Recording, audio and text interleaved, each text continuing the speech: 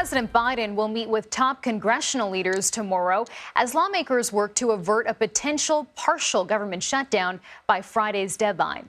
The president hopes to break the deadlock over aid for Ukraine and Israel that stalled in Congress. We will bring you team coverage from our Capitol Hill correspondent, Scott MacFarlane, and Chief White House correspondent, Nancy Cortez. So let's start with Scott here this morning. Scott, walk us through what to expect from this meeting. Can the two sides reach a deal by Friday?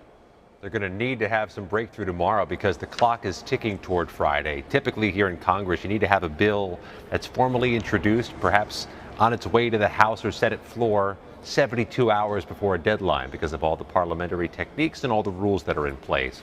Tomorrow is 72 hours before this deadline, this Friday night partial government shutdown deadline. And according to our latest reporting, there was some backsliding during the negotiations over the weekend. Something stalled out because the Democratic leader of the Senate and the Republican leader of the U.S. House both said there are problems with these talks and the other side is responsible for them. Keep in mind, this is not the first government shutdown deadline since September. This is the third government shutdown deadline that we have approached since September. The March 1st deadline there, that's for about 20% of the government, including the Department of Transportation, military construction, and the WIC program for women, infants, and children. The March 8th deadline is for basically everything else, including the Pentagon itself. They are playing with some very dangerous stuff right now as they approach a government shutdown deadline. And Scott, you spoke with the CEO of the National Military Family Association. What did she say about how military families feel about another potential shutdown? They're really concerned about the interruption of pay for service members. Yes, in previous government shutdowns, the military has been somewhat set aside and they've avoided that issue, but there's no guarantee that happens this time. What's more, if there is a delay in paychecks, not just to service members, but for the tens of thousands of federal workers who beginning Saturday morning could be furloughed, it really causes trouble for those workers and it causes trouble for attendance on the job, on some of the posts in federal offices across America. If there's no paycheck, sometimes the workers don't show up. That becomes a real issue, Chanel. TSA checkpoints, Customs and Border Protection checkpoints after that March 8th deadline. A lot of people concerned about impacts on their wallets and on their jobs. And Scott, some Republicans want to hold President Biden and future presidents accountable through this thing called the Submit It Act. Explain what this is and why it's being proposed. Yeah, the Submit It Act is a bit of saber rattling where they're going to try to require through this legislation, which will not pass, that the president submit a formal budget before he be allowed to give a State of the Union address. You can see where they're going with this. There's ongoing concerns about government spending, deficits, and President Biden is about a week and a half away from giving his State of the Union address here at the Capitol. Republicans are almost issuing a pre-buttal to the speech, issuing some amount of blame to the administration for the deficits and the budget issues by demanding he submit one before he appears here. It's legislation with a message, not a chance to become law.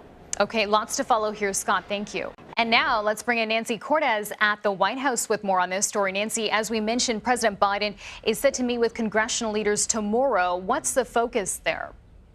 The focus is clearly going to be on A, keeping the government open, but B, figuring out a way now that the House is back to get funding passed finally for Ukraine and Israel. We just got more examples over the weekend of the fact that Ukraine is running short of artillery and it is hitting the 2-year anniversary of the Russian invasion. The leader of Ukraine, President Zelensky, practically begging the United States to provide tens of billions of dollars in new assistance, but it has been stalled, as Scott mentioned, in the House of Representatives, where House Republicans have been pushing for it to be tied to more sweeping changes to border policy, even though they rejected just that when it came over from the Senate a few weeks ago. So the president likely to push the new House Speaker to try to figure out a way around this impasse, because the White House has been sounding the alarm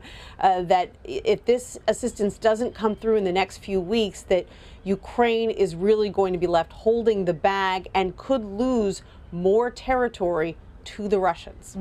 And Nancy, the president is here in New York City today for a fundraising trip. What's on the agenda? Yep, it's expensive to run a presidential campaign for re-election. You saw him in California holding several fundraisers last week. Today, he's heading up to Wall Street. We know he's got at least one campaign fundraising reception.